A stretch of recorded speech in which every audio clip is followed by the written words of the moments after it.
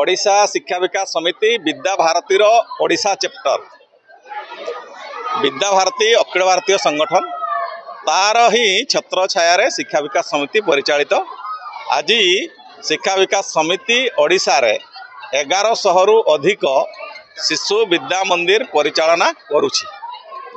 ये जो कार्यक्रम ये चली ये आज नुह साधारणतः आम जदि देखा ताहले ओडिशा रे अनेक दिन आगु एक रकम जदि कह माने 84-85 मसीहा पूर्वर ये कार्यक्रम आरंभ होईछि एवं आज प्रत्येक ब्लॉक स्तर पर्यंत एवं ओडिशार प्रमुख स्थान पर्यंत सरस्वती शिशु मंदिर पहुँची। बाकी सरस्वती शिशु मंदिर कौन करिछि किमती करुछि तो आपण माने सब देखुचंती।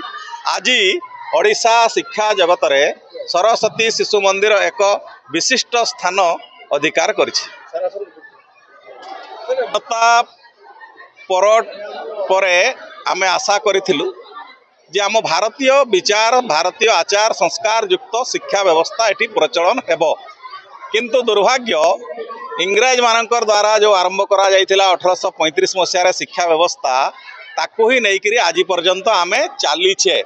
किंतु राष्ट्रीय स्वयंसेवक संघ तार आनुषंगिक क्षेत्रर कार्यकर्ता माने निष्पत्ति नेले ना आमे सरकारंकर व्यवस्था को तो बहुत रकम समालोचना करा जाई पारे, ताकू समालोचना न करी एक वैकल्पिक शिक्षा व्यवस्था जो भारतीय संस्कृति एवं परंपरा पारिवारिक वातावरण शिक्षा व्यवस्था को गत दिन मानक अर्थात 1952 मसीह ये कार्यक्रम चली।